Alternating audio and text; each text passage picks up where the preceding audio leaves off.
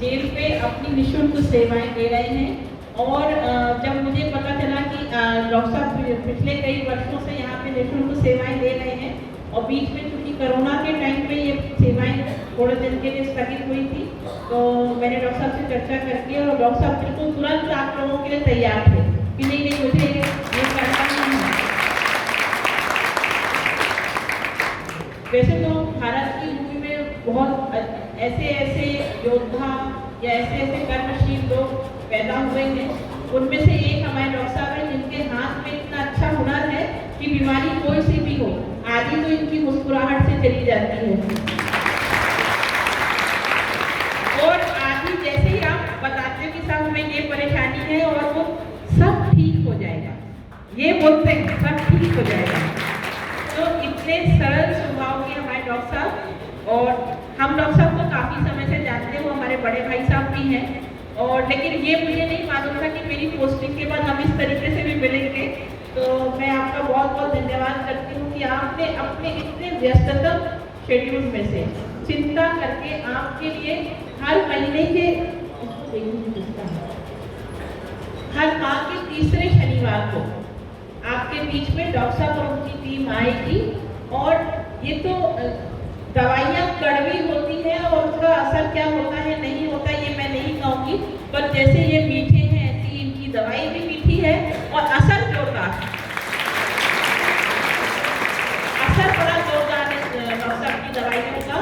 और आपको मैं निश्चित रूप से ये अवगत कराना चाहूँगी, ये डॉक्टर साहब के सामने की प्रसन्नता की बात मैं नहीं बोल रही हूँ, मैं आप सबको सिर्फ अवगत कराना चाहती हूँ कि डॉक्टर साहब जो है इंडिया लेवल के टॉप मोस्ट होम्योपैथिक डॉक्टर में इनका नाम अंडर 5 नहीं आता होगा। और मुझे तो लगता है कि शायद पहले दूसरे तीसरे क्रम में डॉक्टर साहब का नाम चल रहा है। ऐसे सरल स्वभाव के डॉक्टर साहब आपके लिए सेवाएं देने के लिए यहाँ तैयार हैं। और आप माननीय नरेंद्र मोदी जी के से भी जुड़े हुए हैं, आयुष मंत्रालय से जुड़े हुए हैं, साथ ही एक बहुत ही अच्छा काम आपकी संस्था द्वारा किया जा रहा है जो कि नेचुरोपैथी का काम है। नेचुरोपैथी मतलब प्राकृतिक चिकित्सा।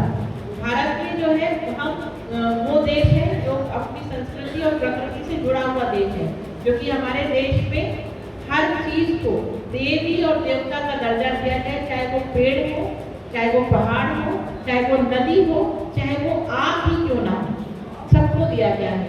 तो जब हमें प्रकृति ने ही इतनी अच्छी चीजें दे रखी हैं और हम कहीं भूल गए उन सब चीजों को, उसको पुनः हमारे बीच में जीवंत करने के लिए आपने एक नेचुरोपैथी सेंटर भी खोला हुआ है, जहाँ पे देश विदेश से लोग उपचार के लिए आते हैं।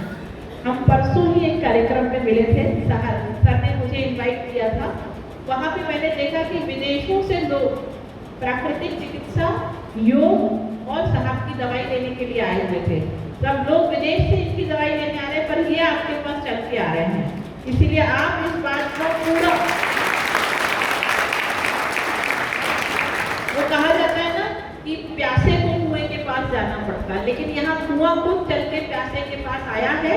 तो आप इसका लाभ लें और इतना अच्छा डिसिप्लिन आप मेंटेन करके रखें कि डॉक्टर साहब को कभी ये शिकायत ना हो कि किसी बंदी के द्वारा जो है लापरवाही की गई दवाई खाने में या यहाँ बैठने में भी आप लोग एकदम उच्च कोटि का अनुशासन प्रदर्शित करेंगे, ताकि जब भी ये आए आपकी 2 वर्ड तारीफ के जरूर बोल के जाए कि आपके जेल के बंदी बड़े अनुशासन हैं।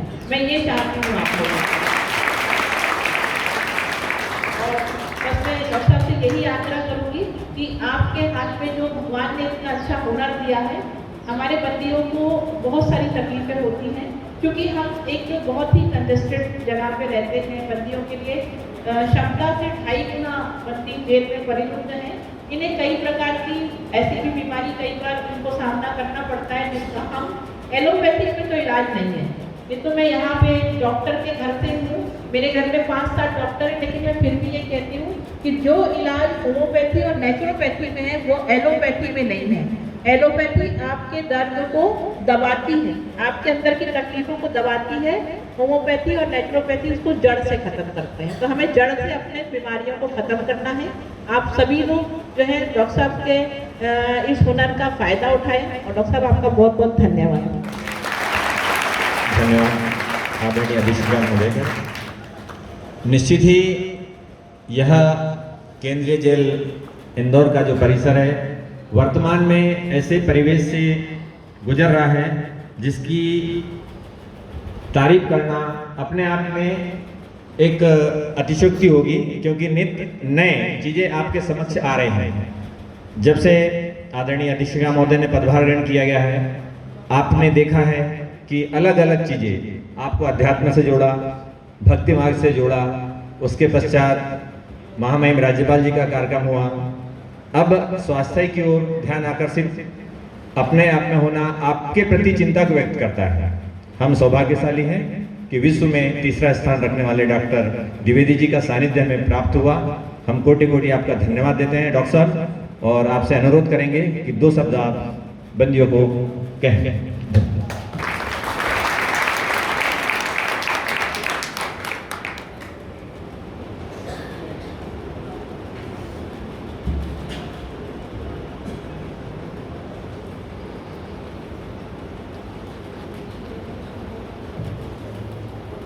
सभी को सादर नमस्कार।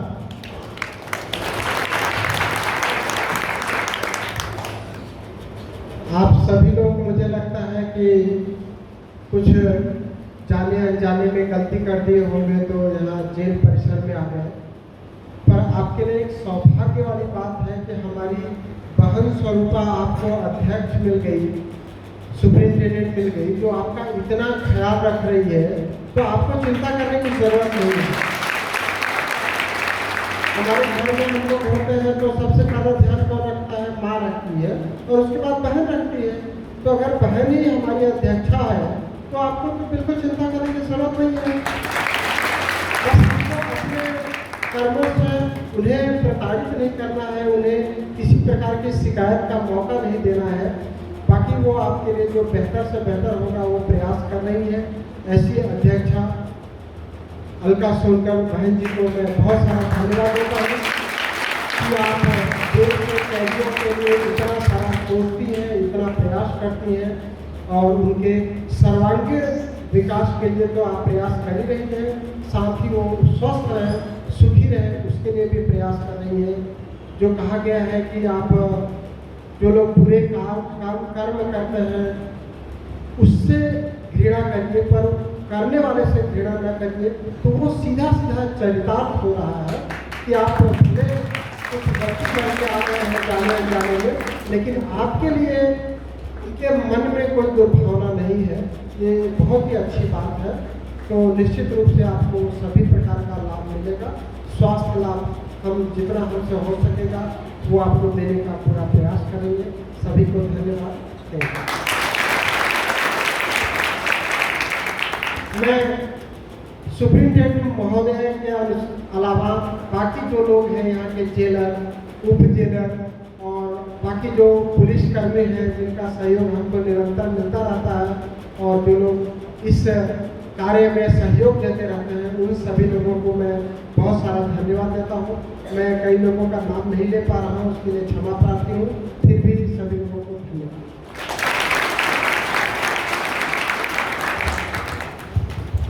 सर, मेरा आपसे सभी बंदे भाइयों की तरफ से और एक मेरे अंदर भी एक जिज्ञासा थी कि होम्योपैथी चिकित्सा की शुरुआत कैसे हुई है और इसके ट्रीटमेंट के दौरान हमें किन किन बातों का ध्यान रखना चाहिए, और आयुर्वेद और होम्योपैथी में कितना अंतर है, ये थोड़ा सा विस्तारपूर्वक हम सब लोग जानना चाह रहे हैं।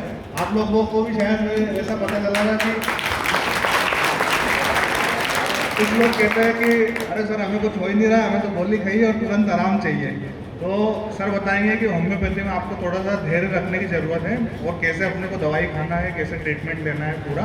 तो सर से विशेष अनुरोध। यदि ये लोग धैर्य रखे होते तो आज कैदी ही नहीं बनते। धैर्य जीवन में हमको हर बुरे कर्म से बचाता है। धैर्य यदि हम रख ले जीवन में तो हमसे बहुत सारे ऐसे गलत कार्य जो हम उत्तेजित होकर के कर जाते हैं वो होएंगे। तो आप सोचिए कि ऐसी चिकित्सा पद्धति होम्योपैथी है जो आपको धैर्य रखना सिखाती है। जीवन में अगर हमने धैर्य रख लिया तो हमने सब कुछ हासिल कर लिया। ऐसी ही चिकित्सा पद्धति है होम्योपैथी। रही भाई ने जैसा बोला कि एलोपैथी, होम्योपैथी और आयुर्वेद में क्या अंतर है। और अभी बहन जी बात कर रही थी प्राकृतिक चिकित्सा का, तो मैं आपको सारी चिकित्सा पद्धतियों के बारे में बताता हूँ, क्योंकि मैं कॉलेज में प्रोफेसर हूँ और जैसा कि अलका जी ने बताया कि मैं साइंटिफिक एडवाइजरी बोर्ड का मेंबर हूँ आयुष मंत्रालय का, तो हमारा ये कर्तव्य भी होता है कि आपको सही जानकारी पहुँचाना। एलोपैथिक चिकित्सा पद्धति जो आप सभी परिचित हैं, चिर परिचित है, जिसमें बड़ी टैबलेट और इंजेक्शन दिए जाते हैं या बॉटल लगाए जाते हैं या हमको अस्पताल में भर्ती करके इलाज लेना होता है, वो एलोपैथिक चिकित्सा पद्धति है। एलोपैथिक जो चिकित्सा पद्धति है उसमें हमारी जो भी दवाइयाँ हैं वो केमिकल बेस्ड होती है। केमिकल का जैसा नेचर होता है कि बहुत जल्दी वो आराम दिलाएगा तो उतना ही बहुत जल्दी वो नुकसान भी पहुँचाएगा। इसीलिए एलोपैथिक दवाइयों का बहुत सारा नुकसान होता है। जब भी लोग दर्द की दवाई खाते हैं तो उससे उनकी किडनी खराब होने की संभावना रहती है, एसिडिटी हो जाती है, तमाम प्रकार की दूसरी परेशानियां हो जाती हैं। इसलिए आजकल लोग एलोपैथिक दवाइयों से दूर होने लगे हैं। कई सारे पालक ऐसे आते हैं जो बच्चे पैदा होने के बाद सीधे हमारे पास लेके आते हैं 4 महीने 6 महीने के बच्चों को और बोलते हैं कि इसको हमको होम्योपैथी पे ही रखना है, एंटीबायोटिक ज़्यादा नहीं देना है। तो उनके पास बहुत अच्छा एंटीबायोटिक का हथियार है, बहुत अच्छी पेन किलर दवाइयाँ हैं जो किसी अन्य चिकित्सा पद्धति में नहीं है, जिसको लेने से तुरंत ही आराम आ जाता है, लेकिन लेने के तुरंत ही बाद उसका साइड इफेक्ट भी शरीर पर होता है, किसी किसी को काफ़ी देर में पता चलता है। अब आई बात आयुर्वेदा की। आयुर्वेदा हमारे ही समाज की नहीं, पूरे विश्व की सबसे प्राचीनतम प्रणाली है, चिकित्सा प्रणाली। आयुर्वेद भगवान धन्वंतरी जी ने बनाया था, जो विष्णु के अवतार माने जाते थे। तो ऐसी चिकित्सा पद्धति जो स्वयं भगवान ने बनाया है, उस चिकित्सा पद्धति का बहुत ज़्यादा नुकसान तो नहीं है, लेकिन चूंकि उसमें भस्म दिया जाता है जो हमारे केमिकल होते हैं, हमारे पौधों से बनाई जाती है, उसका मात्रा थोड़ी ज़्यादा होती है। उसको जला करके भस्म बनाया जाता है और भी दूसरी तरीके से दवाइयाँ बनाई जाती है, रस बनाया जाता है, स्वाद बनाया जाता है। तो ऐसा दवाई, उसके लिए बहुत सारा परहेज हमको देखना रहता है, पथ्य को पथ्य देखना रहता है कि किसी चीज़ का कोई नुकसान तो नहीं होगा शरीर पर। जैसे हमने कुछ पर्टिकुलर दवाई लिया तो उसका किसी पार्ट पे नुकसान तो नहीं है, कुछ हमने खान पान में गलत कर दिया तो दवाई नुकसान कर सकती है। तो वो चिकित्सा पद्धति बहुत ज़्यादा अब प्रचलित नहीं है, बहुत प्राचीन समय में प्रचलित थी, लेकिन आयुष मंत्रालय के गठन के बाद, मोदी जी के आने के बाद हमारे आयुर्वेद में काफ़ी अच्छा विकास हो रहा है। और आप देखे होंगे कि कोरोना के समय में लोगों ने आयुर्वेदिक काढ़ा का प्रयोग किया और उससे बहुत जल्दी लोगों को कोरोना जैसी बीमारी में भी राहत मिला। तीसरी जो चिकित्सा प्रणाली है होम्योपैथी। होम्योपैथी चिकित्सा प्रणाली भी उन्हीं पदार्थों से बनती है, लेकिन इसमें जो ड्रग सब्सटेंस होता है, जिन पदार्थ से बनाई जाती है दवाइयाँ, उसकी मात्रा बहुत कम होती है। उन दवाइयों करके और बाकी पार्ट डिस्टिल वाटर रहता है या absolute alcohol. Distil water 99 part होता है और ड्रग सब्सटेंस 1 पार्ट होता है। तो इस तरीके से जो दवाई हमारे शरीर पर बिल्कुल खत्म हो जाता है, क्योंकि जब डिस्टिल दवाई बनेगी तो उसका कोई प्रभाव नहीं रहेगा। और ये दवाइयाँ आपको देने का 2 तरीका है, या तो सीधे आप पानी में डाल करके दवाई दे सकते हैं, या फिर जो होम्योपैथी की ग्लोब्यूल्स होती है, गोलियाँ होती है, उसमें दवाई दी जाती है आपको। तो जो दवाई आपको ये लिक्विड फॉर्म में बनी, इसका थोड़ा सा मात्रा उन गोलियों में डाला गया, तो मतलब मात्रा आपके शरीर में बहुत कम जाती है, इसलिए उसका कोई नुकसान नहीं होता है। जब हमारे शरीर में ड्रग सब्सटेंस जाएगा ही नहीं तो उसका नुकसान ही नहीं होगा। जैसे लोग नशा करते हैं, जब थोड़ा थोड़ा नशा की मात्रा बढ़ाते जाते हैं तो उसका शरीर पर नुकसान होता है, और यहाँ हम उस मात्रा को कम करते करते उसको एटम बम की तरह बना दिया, मतलब छोटा हो जाएगा लेकिन उसका प्रभाव ज़्यादा होगा। ये बिल्कुल गलत बात है कि इन दवाइयों का असर बहुत धीमे होता है, इन दवाइयों का असर बहुत तेज होता है हमारे शरीर पर, लेकिन चूंकि बीमारी पुरानी हो जाती है तो उसको ठीक होने में भी समय लगता है, और लोगों को लगता है कि ये दवाइयाँ बहुत धीमे असर करती है। ऐसा नहीं है। जब किसी को बीमारी होती है तो सबसे पहले क्या करता है, घरेलू इलाज करता है, घरेलू प्रयास करता है, फिर वो पास के मेडिकल स्टोर से दवाई लेता है, फिर पास के किसी डॉक्टर से दवाई लेता है, उसके बाद जब ठीक नहीं होता है तो वो एलोपैथिक डॉक्टर को दिखाता है। ऐसा करते करते वो होम्योपैथिक चिकित्सक के पास जब पहुंचता है तो उसकी बीमारी 4 महीने, 6 महीने, साल भर, 6 साल, 10 साल पुरानी हो जाती है। तो जब बीमारी पुरानी हो जाएगी तो उसको ठीक होने में भी 4-6 महीने लग सकते हैं। इतना धैर्य आपको रखना होगा, जैसा कि आपकी अलका दीदी ने सबसे पहले ही बोला कि आपको धैर्य रखना चाहिए। और उसके बाद मैंने बोला कि अगर हमने जीवन में धैर्य रख लिया तो हम बीमारी नहीं, बहुत सारी परेशानियों से भी बच सकते हैं। तो आइए हम सभी लोग धैर्य का पालन करें और होम्योपैथी चिकित्सा पद्धति को अपनाएं और अपने सभी विकारों, बीमारियों से दूर होने के साथ साथ हमारे मानसिक विकारों, दुर्गुणों से भी दूर हो। इसी कामना के साथ सभी को धन्यवाद। थैंक यू, नमस्कार। डॉक्टर साहब, आपने बड़े सरल शब्दों में बंदी भाइयों को एक बात तो बहुत अच्छे से समझाई कि धैर्य, जिसको पेशेंस कहते हैं, वह बहुत सी चीज़ों का इलाज है। जहाँ तक पद्धति की बात रही, डॉक्टर साहब ने आपको उस बारे में विस्तृत रूप से बताया है। आपके मार्गदर्शन निश्चित ही हमारे बंदी भाइयों के लिए प्रेरणा का कार्य करेंगे। ऐसी बंदी भाइयों से अपेक्षा भी है कि जो भी दवाइयाँ यहाँ से लें, आप उनका बराबर नियम से यूज़ करें, यानी उसका उपयोग करें, बताए गए बातों का ध्यान रखें। और आगे आपको अनुमति। आदरणीय सर को मैं अवगत कराना चाहता हूँ कि हमारे अधीक्षक मैडम के आने के बाद में जेल में बहुत सारे इनोवेशन हुए हैं, जिसमें जेल का FM रेडियो जेल वाणी के नाम से मैडम के आने के 15 दिन के अंदर ही चालू हुआ है, जिसमें कि सभी वार्डों में यहाँ के माइक लगे हुए हैं और जो भी बंदे गीत गाना चाहते हैं या गाना सीखना चाहते हैं वो यहाँ आके अपनी प्रैक्टिस करते हैं। और जो बंदे यहाँ पे गाना गाते हैं वो सभी बेरखों में लगभग सुनाई देता है।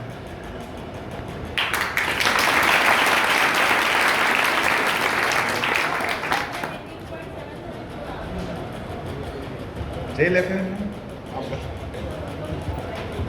सर, चूँकि हमारा जेल 1877 की है, तो हमने इसको FM 18.77 नाम दिया। हर FM का एक नाम होता है, तो इसको 18.77 इसका वर्ष है, जिस वर्ष में जेल बनी थी 1877। तो कभी कोई भूल नहीं सकता, ना आप भूल पाओगे ना वो FM भूलेगा। दूसरा चीज़ ये है कि सर, ये हम लोग बहुत सौभाग्यशाली है कि इसकी शुरुआत जिस दिन हम महामहिम राज्यपाल आए थे जेल पे, 100 वर्षों के इतिहास में कभी कोई गवर्नर किसी जेल में बंदी के हालचाल पूछने नहीं गए। हमारी जेल पे वो आए थे 23 अक्टूबर को, उस दिन इसकी शुरुआत हम लोगों ने की गई। और अभी हमारा RJ पैरोल गया हुआ है, तो सेकंड RJ है आनंद, ये आपको एक बढ़िया सा गीत सुनाएगा, उसके बाद अपना शिविर शुरू हो जाएगा।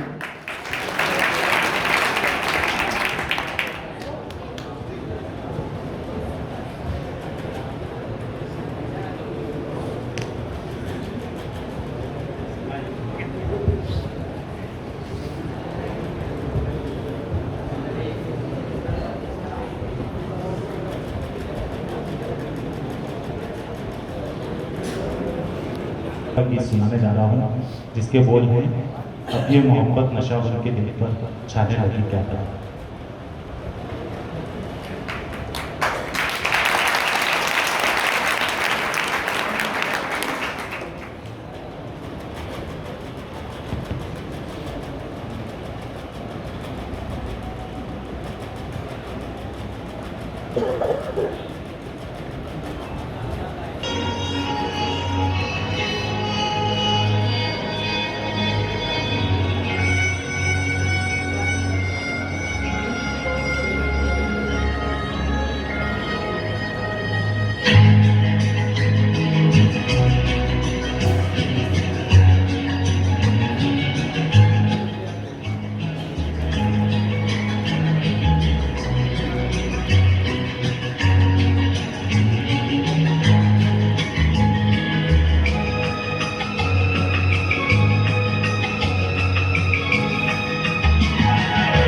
ये मोहब्बत नशा बन के दिल पर छाने लगी क्या करे, छाने लगी क्या करे।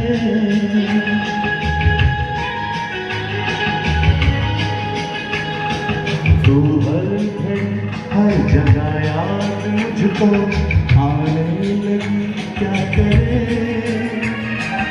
आने लगी क्या करे।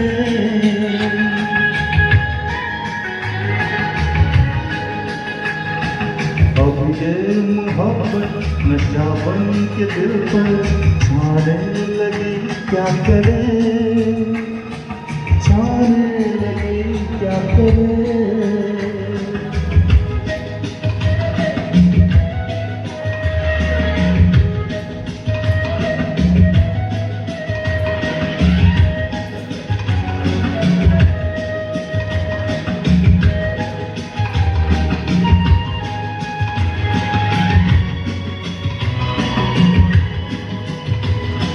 बेजान था पहले जीवन, बेरंग थे सब नजारे,